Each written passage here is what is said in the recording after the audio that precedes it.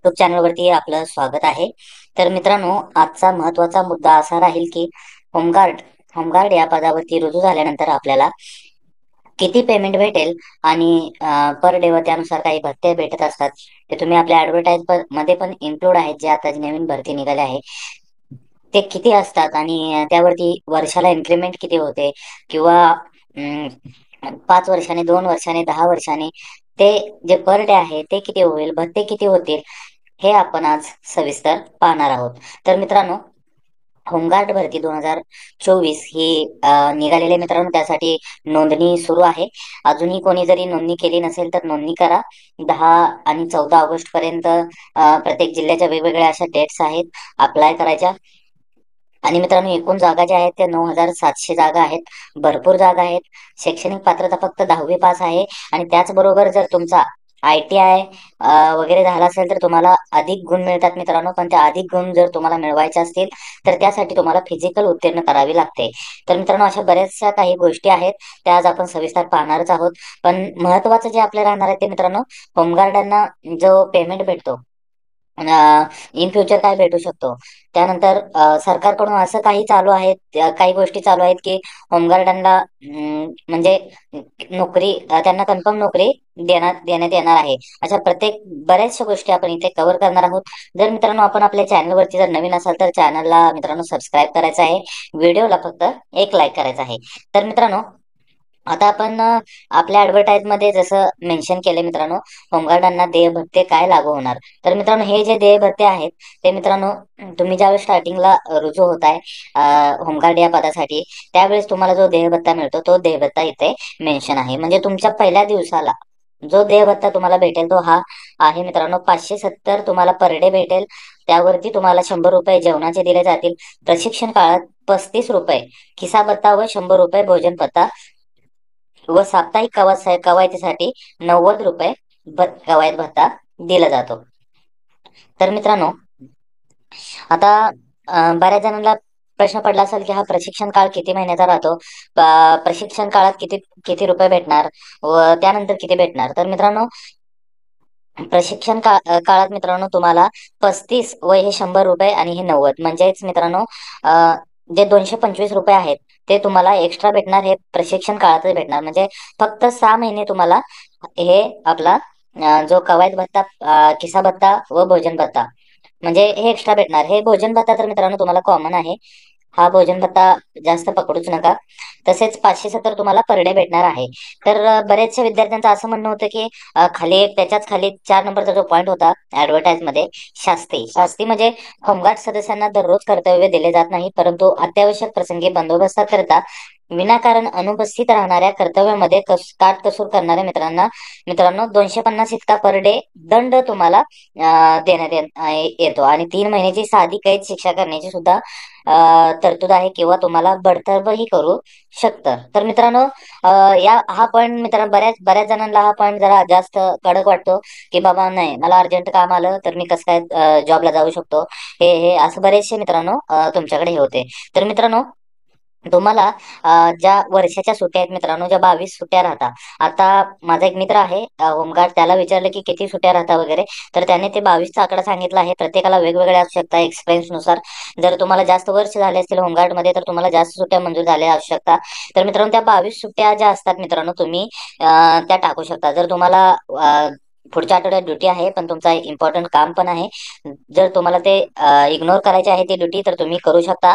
आपल्याला माहिती आहे आपण होमगार्ड का जॉईन करतो, तर आपल्याला माहिती आहे आपला बिझनेस किंवा आपला जो व्यवसाय असेल, त्या व्यवसायाला अनुसरून आपण पकडून त्याला काम करू शकतो, किंवा शेती करत होमगार्डचे जॉब करू शकतो. त्यासाठी आपण पकडलेला असतो. तर भिण्याचं कोणतंही कारण नाही मित्रांनो. तुम्हाला 22 दिवस सुट्ट्या आहेत, त्या सुट्ट्या तुम्ही त्या ठिकाणी टाकू शकताय. आणि हा इतका इश्यू येत नाही मित्रांनो. तुम्ही तुमच्या जर म्हणजे जे आपलं रिपोर्टिंग असतील साहेब, त्यांच्याशी बोलून सुद्धा हे सर्व काही करू शकता. एवढं काही खडतर असा हा शास्ती नाहीये.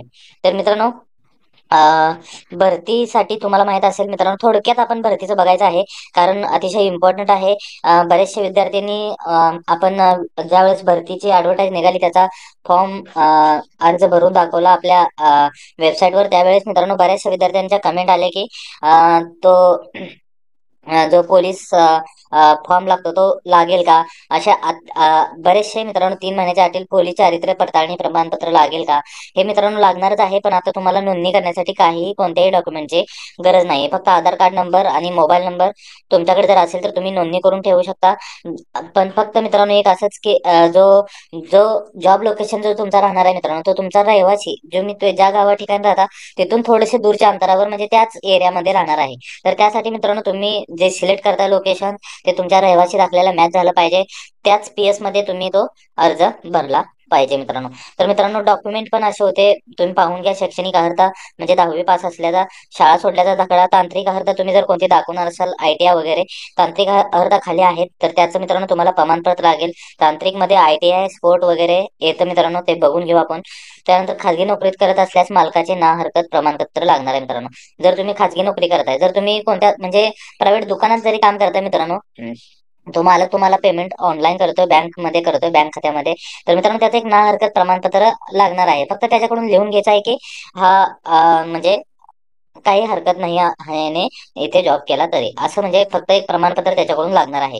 तर शारीरिक क्षमता हे तुम्ही पाहिलंच असणार आहे, तुम्हाला माहितच असणार आहे, गोळाफेक वगैरे. तांत्रिक मध्ये बघा ITI प्रमाणपत्र लागणार आहे, त्यासाठी तुम्हाला 2 गुण असतील. खेळाडू प्रमाणपत्र असेल तर ते, माजी सैनिक असाल तर NCC B प्रमाणपत्र लागतं, NCC प्रमाणपत्र. परत जड वाहन चालक परवाना, परत नागरिक संरक्षण सेवेत जर तुम्ही असले तर त्याचे प्रमाणपत्र.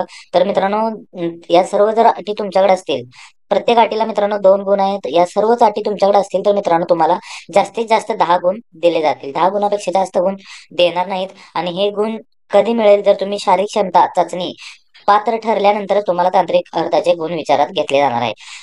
शारीरिक क्षमता चाचणी पात्र होणार मित्रांनो, एवढं काही हे नाही त्यामध्ये.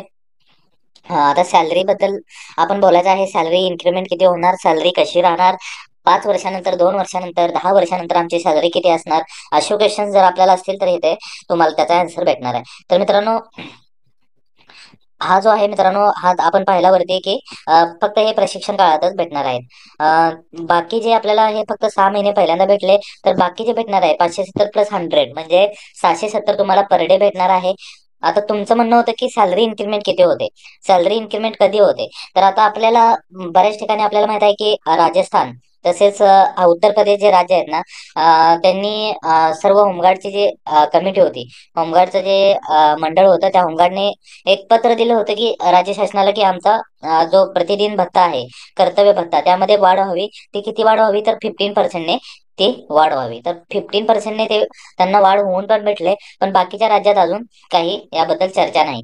पण जो फिक्स इन्क्रीमेंट राहतो मित्रांनो, जो 3 ते 4% हे वर्षाला, 3 ते 4 या दोघांच्या मध्येच राहतो, यापेक्षा जास्त नाही, यापेक्षा कमी राहणार नाही मित्रांनो. हा इन्क्रीमेंट फिक्स राहणार आहे तुमचा. तर तुमचा पर डे आहे तो किती होईल, तर आता हा तुमचा सध्याचा चालू असणारा 590 आहे. आफ्टर 3 इयर्स जर तुम्ही पाहिला तर 732 इतका पर डे होईल. म्हणजे तुम्हाला इंडियन जर पाहायचं असेल तर 21,000 to 23,000 येईल. तसेच शासनाने जे आता नियम काढले त्यामध्ये होमगार्डांना 6 महिने ड्युटी देणं हे कंपल्सरी केलेलं आहे. तर 6 महिन्याचं पुढं 9 महिने होऊ शकतं मित्रांनो. एक चांगला जॉब आहे. जर तुम्ही पोलीस भरतीला ट्राय करून थकलात किंवा एज संपलंय तर यासाठी विचार करू शकता मित्रांनो. आफ्टर फायर ड्युटी नंतर तुम्हाला 777 पर डे राहणार आहे. आफ्टर 7 वर्षानंतर मित्रांनो 725 इतका पर डे राहणार आहे. म्हणजेच मित्रांनो 10 वर्षानंतर तुम्हाला 805 इतका पर डे येईल. पण जे इन्क्रीमेंट आहे इन हँड ते तुम्हाला पर मंथ 37,000 ते 42,000 इतक्यात येऊ शकतं.